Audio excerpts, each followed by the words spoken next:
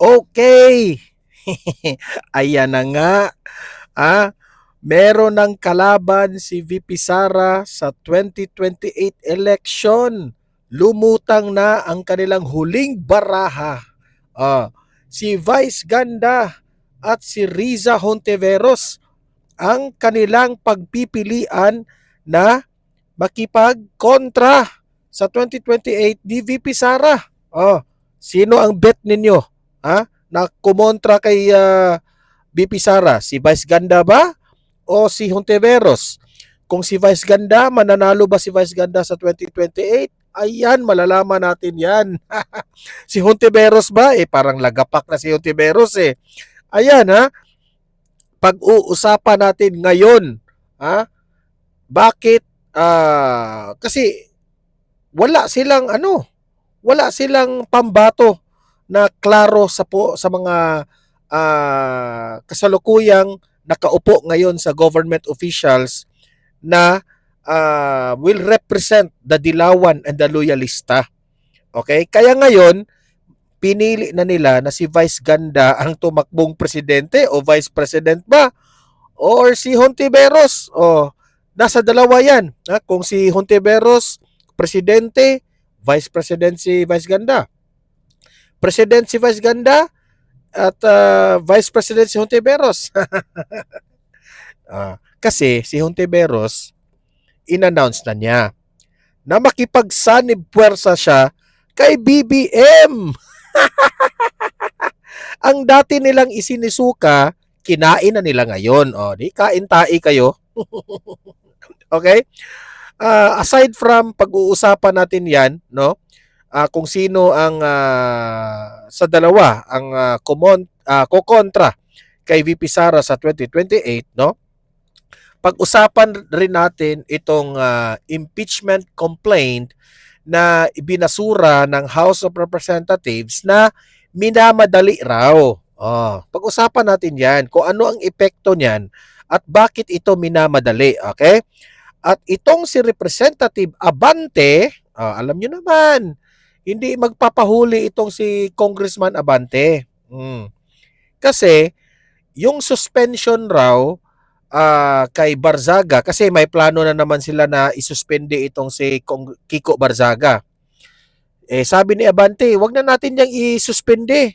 Dapat raw niya expulsion ang nararapat kay Barzaga. Yan ang sabi ni Abante. Halatang halata itong si Abante na insecure. Very insecure siya dito kay Representative Kiko Barzaga, di ba? So pag-usapan rin natin 'yan at ipapakita natin yung video na 'yan na mismo si Abante ang nagsabi niyan, okay?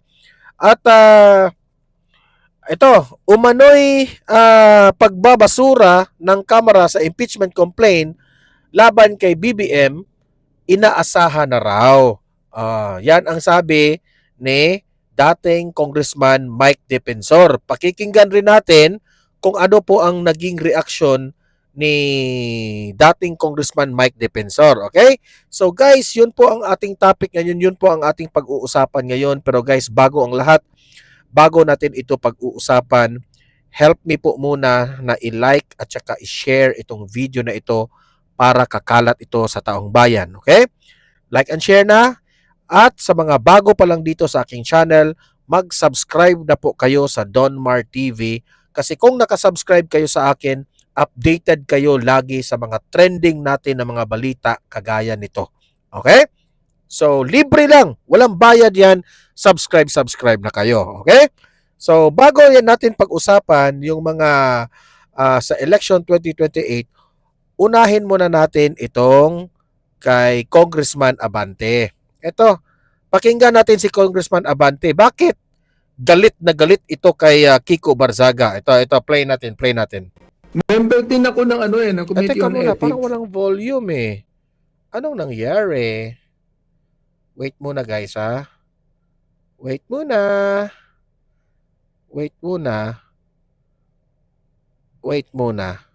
Titingnan muna natin. Kasi parang parang na connected siya sa Bluetooth natin yung microphone natin. So i-off natin dito sa sasakyan natin yung Bluetooth natin. Ayan. Connected, Bluetooth device, i-off. Okay, okay, okay, okay. Okay, okay, okay. Play natin, play natin. Wait, i-connect muna natin yung Bluetooth natin dito sa iPad natin para naman marinig natin. Ayan, ayan, connecting na. Eto na po si Congressman Abante, pakinggan natin. Member din ako ng ng Committee on Ethics. Talagang Okay. pinag-usapan namin. Ako talaga ang gusto ko diyan expulsion na yun. Okay. Kasi you can suspend him. Mm. Hindi naman titigil magsalita yan eh. Magsasalita pa din yan eh. Alright. At meron pa nagsasabi na sana maging compassionate kami because he has a para bang neurotic attitude. Sabi ko, Condition, he yeah, does not spectrum, believe yeah. he does not believe that he has a mental a mental problem. Hindi siya naniniwala. Imagine that one ha. Si Abante na mismo ang nagsabi na ito raw si Kiko Barzaga ay may mental problem. Okay? Sa totoo lang, seryoso yan ha. Hindi po biro ang mental problem. No? Ako, sa sarili kong paniniwala, no? Itong si Kiko Barzaga, wala naman itong mental problem. Pero kung si Abante ang tanungin mo, may mental problem. Kasi, hindi nyo kasi kaya ang mga sinasabi nitong si Kiko Barzaga. Yan si Kiko Barzaga at si Leandro Leviste, yan lang naman ang mga congressman na hindi po natatakot sa administrasyon. Hindi po sila natatakot na mag-criticize itong mga kawatan dyan sa House of Representatives. Okay? Sila po'y nasasaktan sa mga pinanggagawa nito ni Kiko Barzaga. Ngayon, hindi pa raw enough ang suspension kasi nasuspende na siya, di ba? Tapos ngayon, parang after 60 days, pwede nang makabalik itong si Kiko Barzaga. Ngayon, usap-usapan, bulong-bulungan, na gusto na naman nilang isuspende ang tao. Okay? Sabi ko, no? Nasaan na ba yung freedom of expression natin? Kasi itong batang ito, itong si Congressman Barzaga, binoto ito ng taong bayan. Okay? Nanalo po siya. Party list ba o representative ba? Either party list or representative, binoto yan ng tao. Meaning to say, kung ano man ang boses ni Kiko Barzaga, siya po ay nagre-represent po sa kanyang constituents. 'Di ba? Boses po siya. Siya po ay yung nagre-represent. Kung anong sasabihin ni Kiko Barzaga, parang yun na rin ang sinasabi ng mga nakasuporta sa kanya. Bakit pag-initan ninyo? 'Di ba? So, whatever comes out to the mouth of Kiko Barzaga, boses yun ng masa. Boses yun ng masang Pilipino na nakasuporta kay Kiko Barzaga. Itong si Abante, ang kakapal ng mukha mo na hindi ka man nanalo dyan. Pinalitan mo lang yung nanalo. Ikaw natalo ka. Pinalitan mo lang. Ang nagpanalo sa'yo, yung COMELEC. Ang COMELEC, dating, si George Garcia, lawyer yan ni BBM. At ikaw, kaalyado ka ni BBM. Yan ang sabi ng taong bayan. Kaya ikaw, pinapanalo ka. Kasi inakusahan nyo yung kalaban mo na meron po siyang violation. Pero kung tutuusin, kung atin pong himay-himayin, hindi ka gusto ng mga constituents mo, Abante. Sa totoo lang. So wala kang karapatan na mag-comment patungkol dito kay Kiko Barzaga. Kaya itong si Kiko Barzaga, sa tingin ko, hindi lang sa lugar nila ang gusto sa kanya. Siguro nga, sa Luzon, Visayas at Mindanao, marami pong gusto nitong batang ito. Kasi hindi po takot. Matapang. Ikaw, matanda ka na, pero hanggang ngayon, halik ka pa rin sa puwet ni Romualdez at ni BBM. Di ba? Clay. Doon eh. Ano po kung Oo. masasabi nyo sa sinasabi ng may iba na third freedom party. of speech? Freedom of speech. Well, we allow that. In fact, sinabi ko pa nga, na kapag pinilit natin siya na magkaroon Freedom of speech. Parang natamimi siya doon eh. Ang mga sinasabi ni Kiko Barzaga, freedom of speech. Ikaw, Abante, pinakialaman ka ba ni Kiko Barzaga sa mga sinasabi mo kay VP Sara? Hindi ka pinakialaman. Di ba? So wag ka rin makialam kung ano ang sasabihin ni Kiko Barzaga. Kung nasaktan kayo, lunukin nyo ang sakit. Dahil hindi nyo kaya, nasasaktan kayo, isuspende nyo ngayon. Gusto nyo ng expulsion na eh. Mas grabe na yung gagawin nila. Hindi nyo kaya. Hindi nyo kaya, nasasaktan kayo, di ba? medical expert na tumingin sa kanya, that might even violate his rights as a Isa pa, Abante, wala kang karapatan na sabihin na meron pong mental illness o mental issue itong batang ito. Hindi ka naman psychiatrist. Hindi ka naman doktor. Di ba? Sa pagkakaalam ko, congressman ka. Sa pagkakaalam ko, pastor ka. So, wala kang right na magsabi ng ganyan, di ba? as a person. So, nasa kanya yun eh. Nasa kanya. He can still speak outside Congress, but not inside Congress. Tumahimik ka, Congressman Abante. Sa totoo lang, wala namang gusto sa iyo eh. Galit naman ang taong bayan sa iyo. Noong ikaw ay kasali doon sa tuwad ko, marami pong galit na taong bayan sa iyo. Kaya nga, binabash ka ng binabash sa social media eh. Hindi mo pa ba nararamdaman yun? Kasi, kung atin pong himay-himayin, kung i-post natin sa social media, sino ang gusto ninyo?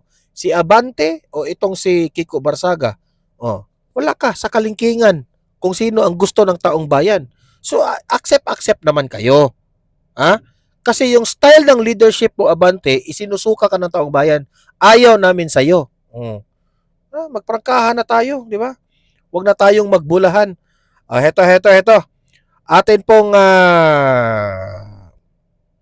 pag-usapan itong patungkol po sa issue na ito raw impeachment complaint laban dito kay BBM minamadali. Tapos hindi na masyadong tinalakay. Minamadali nilang ibasura. Okay? At dahil doon, hindi po nagustuhan ng taong bayan yun. Kasi wala pong sapat na explanation. Klarong-klaro po yung mga akusasyon kay BBM. Tapos gano'n na lang ang mangyari. Kaagad ninyong dinesisyonan na walang sapat na ebidensya, insufficient yung mga dokumento. Diba? Ito, panoorin natin. Matindi ang ginawa umanong pagtalakay ng House Justice Committee sa impeachment complaints na inihain laban kay Pangulong Ferdinand Marcos Jr. Kaya itinanggi ng House panel na minadali nila ang pagpatay sa impeachment proceedings laban sa presidente. Ito'y matapos Imagine that one, nung isang week, nag-file ng impeachment complaint. After 1 week, binasura na kaagad. Anong tawag nyo doon? Minamadali ninyo. Tapos sasabihin ninyo, hindi namin minamadali. Utot ninyo. Diba? Yung kay BP Sara, bakit ang dami ninyong ngak-ngak dyan? Halos nga, umabot ng 1 taon. Pero itong kay BBM, hindi nga siguro umabot ng 1 semana eh. 1 week, hindi umabot. Binasura ninyo kaagad. Ganyan kayo kagarapal, ganyan kayo kabayas. At nakikita yan ng taong bayan. Di ba? na ideklara ng House Justice Committee na insufficient in substance ang impeachment complaints na inihain ni na Attorney Andre De Jesus, Makabayan President Lisa Masa at iba pang bahagi ng progresibong grupo. the proceedings were not railroaded. Now, today, we deliberated extensively on the sufficiency of substance. What is required by sufficiency of substance? In our rules, it says there, the sufficiency of substance is met if there is a recital of facts which constitute the impeachable offense charge and determinative of the jurisdiction of the House Committee on Justice. Bukod dito, itinanggi rin ng mga kongresistang gawa-gawa lang ang impeachment proceedings laban sa presidente. Definitely, it is not a ploy. Definitely, it's not a moro-moro.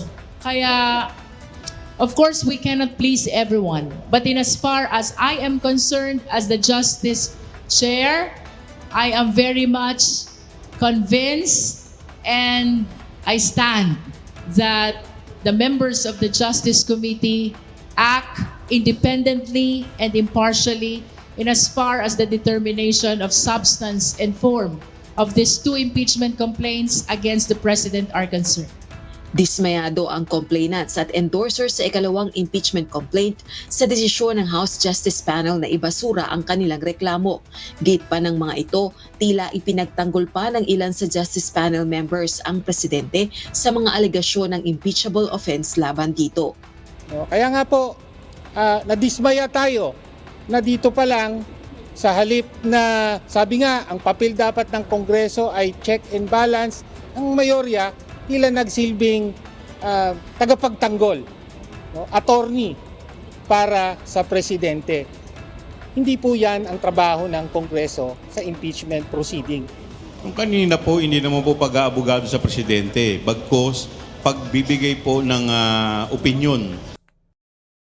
Hindi. Halik lang talaga kayo sa puwet ng presidente. 'Di ba? Kasi natatakot kayo na kapag maging presidente na si VP Sara sa 2028, good luck sa mga posisyon nyo dyan sa House of Representatives. Kaya sa ngayon, todo kayo pagtanggol ni BBM. 'Di ba? Pero kung si VP Sara pa yan, dinidihado nyo na. 'Di ba? Talagang hindi nyo ibabasura. Ng bawat isa. So hindi mo naman maaalis sa mga abogado na mambabatas na ipaliwanag kung paano tignan yung mga pagtanggap ng ebidensya. Hindi sir, hindi man babatas yan, mambubutas yan. Sa February 9, Lunes, muling magpupulong ang House Justice Panel para sa paghahanda at pagpapatibay ng committee report.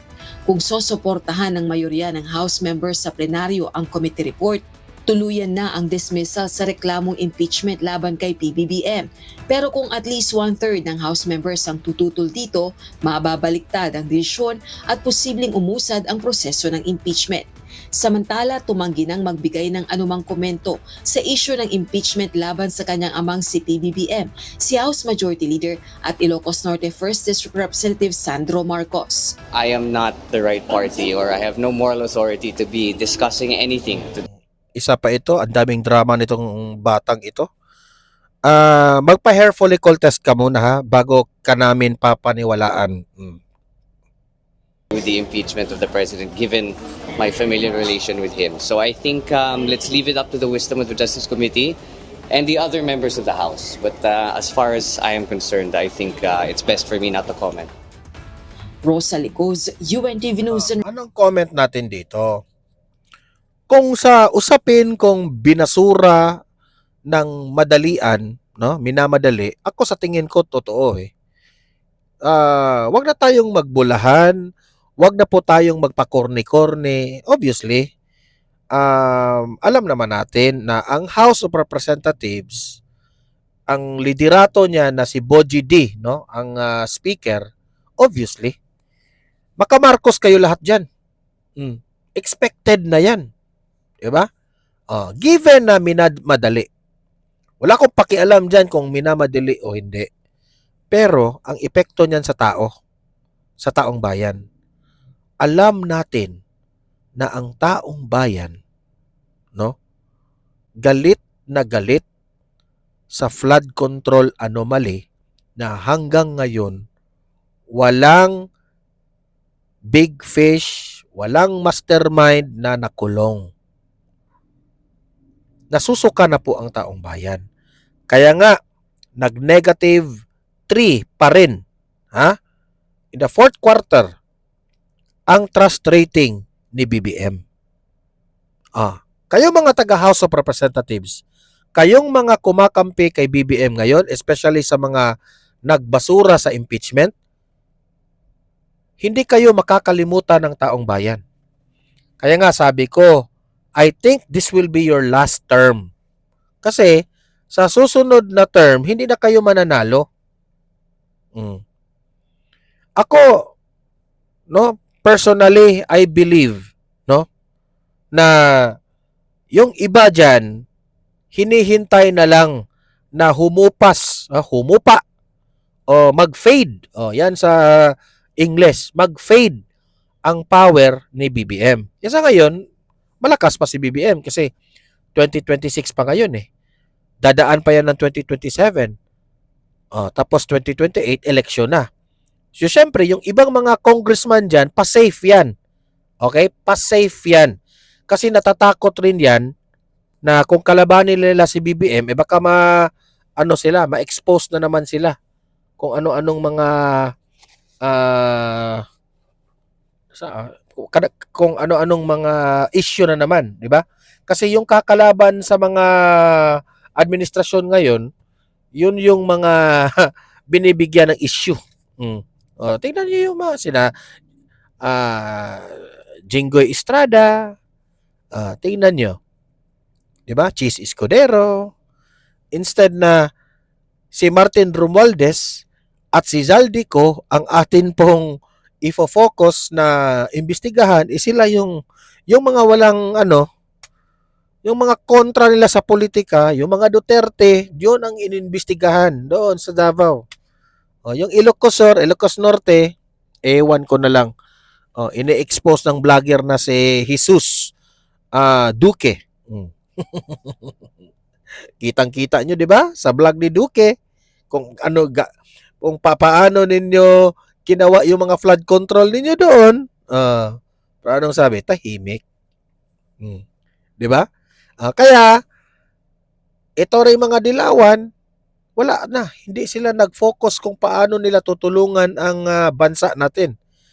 Busy sila kung paano nila papanalunin itong 2028 election. Dahil dito, yan, si Vice Ganda raw at si Riza Hontiveros ang kanilang pambato.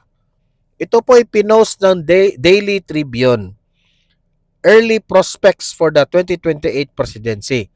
Alam naman natin na kahit anong sabihin ninyo, si VP Sara na po ang gusto ng taong bayan at sure na yan na mananalo sa 2028. Itong aking ginagawa ngayon, hindi po ito pagmamayabang ha. Ito po ay facts lamang. At nakikita natin yan, hindi lang sa balita, sa numero, hindi. Nakikita natin na every time na si VP Sara po ay umiikot sa buong bansa sa Pilipinas, kahit anong sulok dito sa Pilipinas, ay talagang dinudumog ng taong bayan. Hinahalikan, hinahawakan, niyayakap dahil komportable sila ni VP Sara na maging presidente sa 2028. Okay? Huwag na tayong paligoy-ligoy pa. Prangkahan na tayo. Ngayon, sa kanilang pagpanik, mananalo na naman si VP Sara nito. Sa kanilang pagka-desperado, gusto na nilang isama si Vice Ganda na maging presidente ng Pilipinas. Alam nyo mga dilawan kayo? Ganyan ang utak ninyo, joke. Vice Ganda is a joke.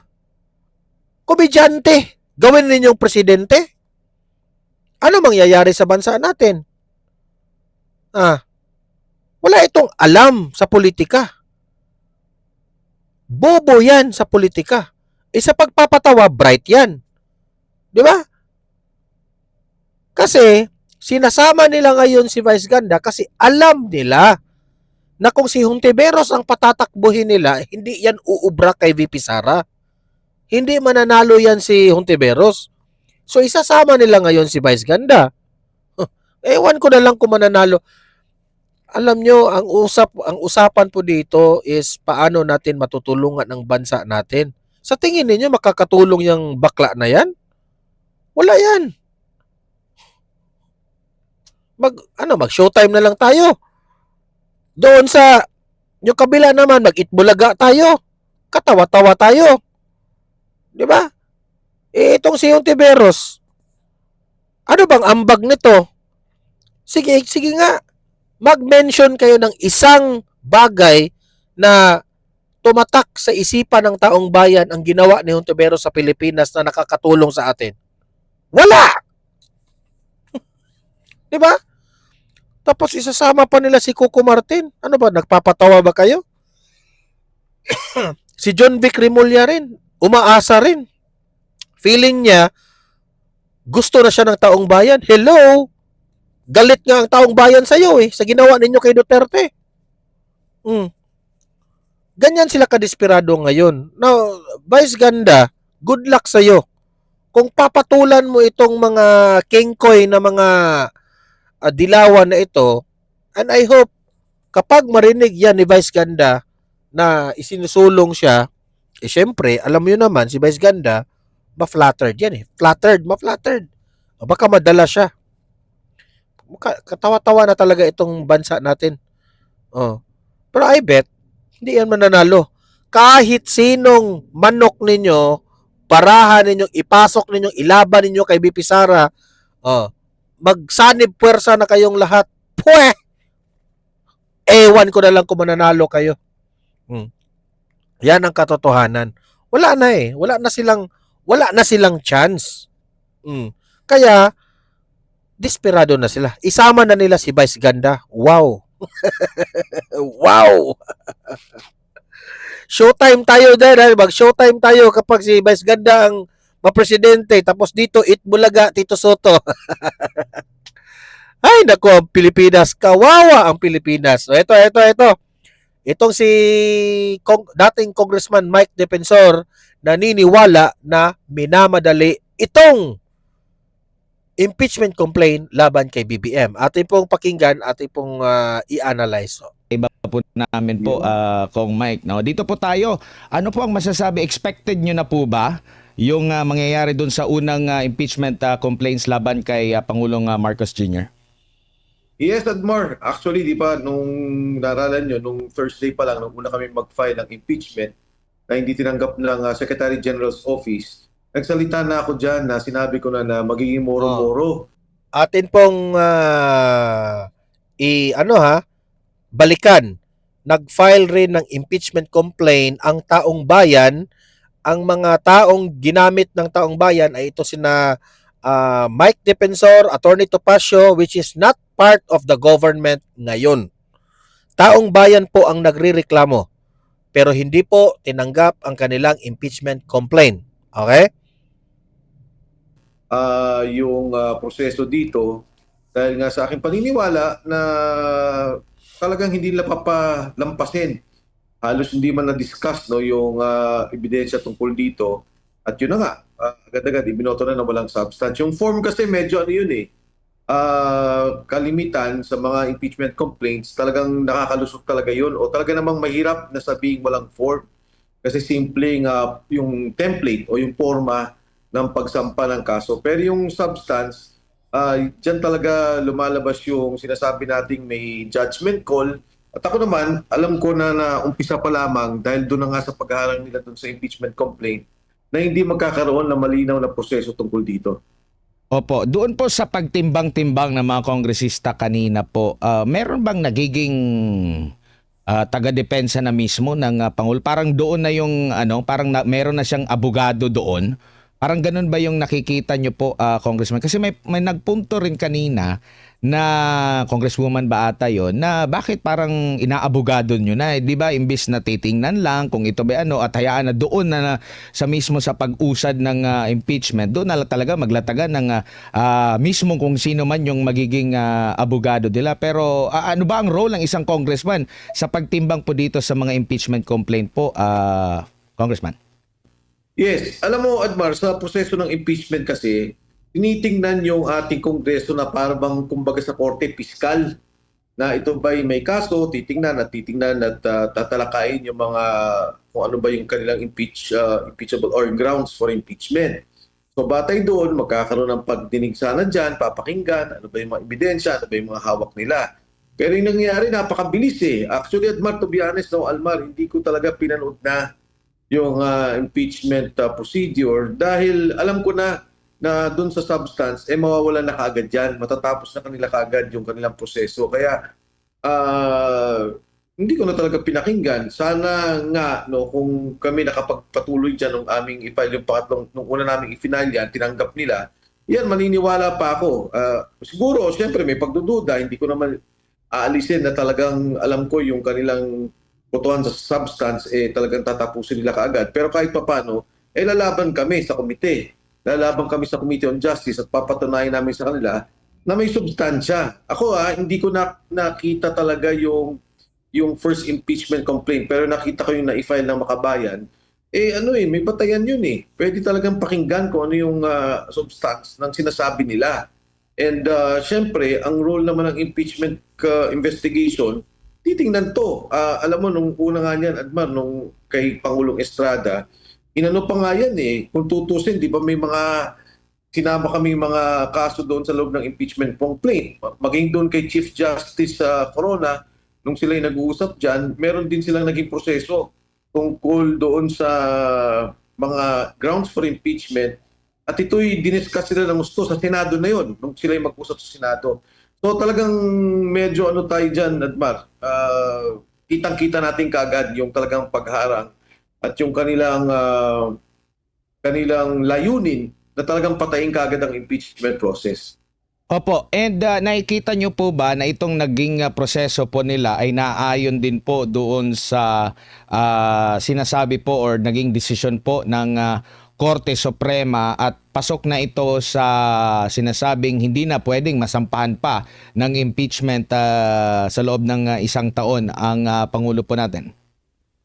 Admar, hindi ako pwedeng magsalita para sa Korte Suprema pero sinabi, di ba, yung ginawa ng Korte Suprema na desisyon, ang sinasabi niya, huwag nating babuyin ang konteksto o yung sinasabing proseso na itinalaga ng ating saligang batas ukol sa impeachment process. Kaya nga sinasabi niya doon na dapat respetuhin yung 10 days, yung sinasabing ministerial ng Secretary General's Office, ipadala kagad sa Speaker, tapos yung 3 days sa Committee on Justice.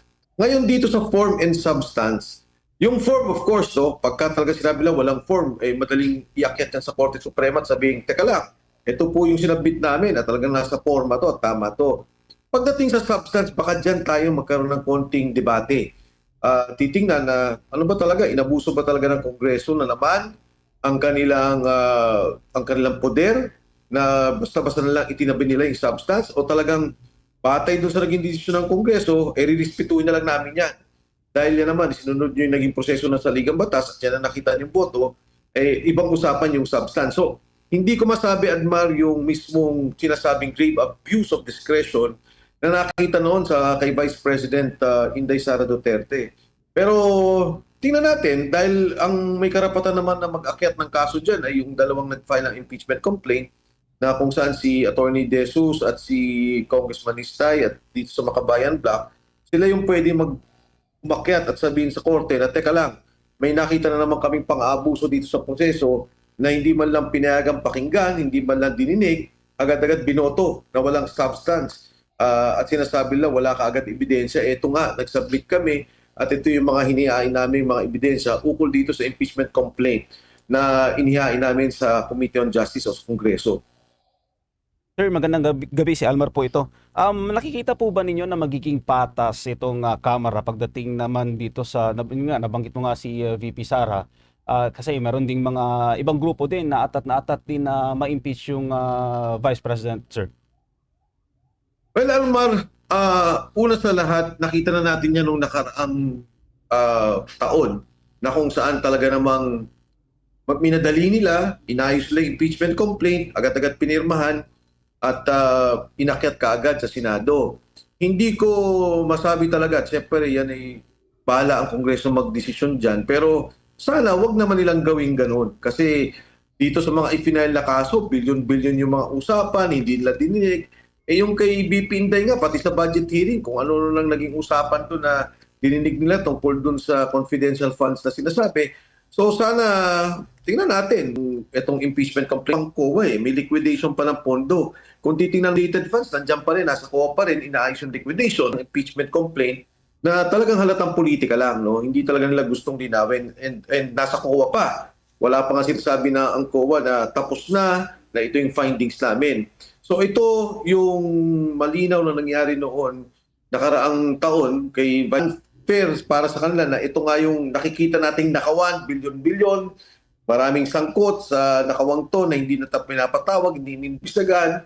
Tapos ito maghahain kayo laban sa Vice President na hindi naman sinabing corruption. Ang sinasabi, meron pa siyang inaayos na liquidation in the Commission of Audit. At ang pagkakalam ko nga, na-clear na rin itong kanyang liquidation tungkol dito. Sir, dito sa yung Secretary General ng Kamara, sa tingin po ba ninyo, meron ba itong pananagutan sa batas? Kasi kung matatandaan, last year pa, meron nang naunang i-final na impeachment complaint yung Duterte Youth Party List, hindi rin tinanggap. Yung na-experience po ninyo nung nakaraan na nag-file po kayo, ganun din po yung na-experience po ng Duterte Youth Party List po, sir. Yes, Almar. At katunayan, nabanggit ko niyan na mag-file kami ng kaso laban sa Secretary General's Office. Kasi doon pa lamang nakita ko na na talagang grabe. Diba? Ang sabi ng saligang batas, opisina ng Secretary General. Hindi naman sinabing Secretary General mismo. Pero for the Office of the Secretary General, kahit na yung sulat lang ayaw tanggapin doon sa harapan, halatang-halata naman. At ito, tingin ko talaga, pagkitil doon sa ating boses, pagkitil doon o pagyapak sa karapatan natin, na maghain tayo ng ating hinaing, yung ating protesta, yung ating reklamo laban sa Pangulo na nakita nating nakawan, talagang hinarang kaagad nila. So ito'y bilang opisina at bilang nakamalinaw sa saligang batas yung kanyang trabaho na ministerial, talagang dapat makasuhan ang Office of the Secretary General. Opo, Kong Mike, si Admar po ito ulit. Meron akong napanood na isang interview sa isang committee chairman, yung sa Justice Committee, no? Dyan sa Kamara. Tinanong siya doon sa interview na yon kung tama ba na hindi tanggapin ng Office of the Solicitor General yung Office of the Secretary General yung mga impeachment complaint kung wala siya, no? Ang sagot lang naman dapat doon, yes or no lang naman dapat, mabilis lang naman yun. Pero meron siyang paikot-ikot. Sabi niya, inaamin niya na ministerial, kaso meron na official dapat yung deputy, pero yung deputy daw, pinili daw na hindi tanggapin. So kumbaga walang, kahit sila mismo, parang alam ba nila na hindi nila alam or ayaw lang nila alamin or baka mapuruhan din? Kasi yun nga, yung parang pinapalusot nila na legit yung hindi tanggap po, Kong Mike.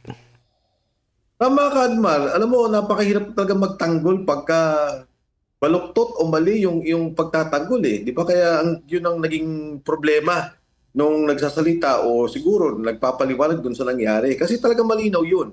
The Office of the Solicitor General should accept ministerially an impeachment complaint and should refer it immediately to the Office of the Speaker. Within 10 days, the Speaker should refer it to the order of business, to the plenary, and then within 3 days, the plenary should refer it to the Committee on Justice. So tapos yun Malinaw yung sinabi na sa Ligang Batas.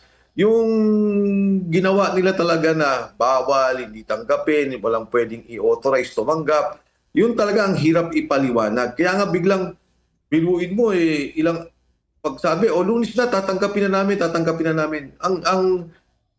Of course, si Makabayan Black did what they did, na nag-file talaga sila, pero ako, nung una pa lang, at ringgan nyo na naman ako tungkol dyan, alam ko na, moro-moro na. Hanggat maaari, ayaw na tumanggap ng iba pang impeachment complaint. Kaya nga sinabi ko yung first impeachment complaint, sabi ko, feeling ko talaga, parte ng script na nais nila para dito.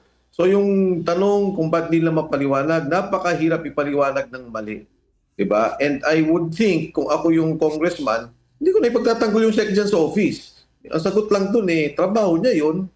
Kami naman, congressman, and they should, kumbaga, sila yung dapat managot. No? There should be the ones responsible for the actions or yung inaction that they took in not receiving the impeachment complaints. Opo, lipat lang ako. Okay, so alam nyo no, wag na nating pahabain ito kasi nakukuha ko na yung punto dito. Ang punto po dito ni dating Congressman Mike Defensor ay halatang halata po na yung pag-file ng impeachment complaint, alam na nila na ibasura yun. Okay? Ano naman talaga wala tayong magagawa kasi kahit pasok, no? Itong mga impeachment complaint laban kay BBM, kahit pasok pa ito, meron pong substantial evidence. The fact na mga kaalyado po ni BBM lahat dyan sa House of Representatives, no? Alam naman natin, mga nakabinbin na mga kaalyado ni Martin Luther King ayon kay Attorney Rowena Guanzon, ay hindi talaga uubra yan. Hahanap talaga yan ng paraan kung paano yan ibabasura ang impeachment complaint ni BBM. Tingnan lang natin kasi po ang taong bayan ay nag-observe lang sa mga ginagawa nyo dyan sa House of Representatives. Okay? Magre-resulta yan. Kasi kung wala tayong magagawa sa mga prosesong ganyan, babawi na lang ang taong bayan sa darating na 2028 election. Okay? So kayo mga nanonood ngayon sa Donmar TV, guys, paki-subscribe na rin, no? Ilatag ninyo ang inyong opinion sa comment section at babasahin natin yan, ha. Marami pong mga matatalinong audience ko dito sa Donmar TV. Paki-like, paki-share para kakalat ito sa taong bayan. Mag-subscribe na po kayo kung bago ka pa lang dito para updated kayo sa mga nangyayari ngayon sa ating bansa. Okay? See you in my next video. Have a great day. Have a great night. God bless po sa ating lahat. Mabuhay ang Pilipinas. God save the Philippines. Bye-bye.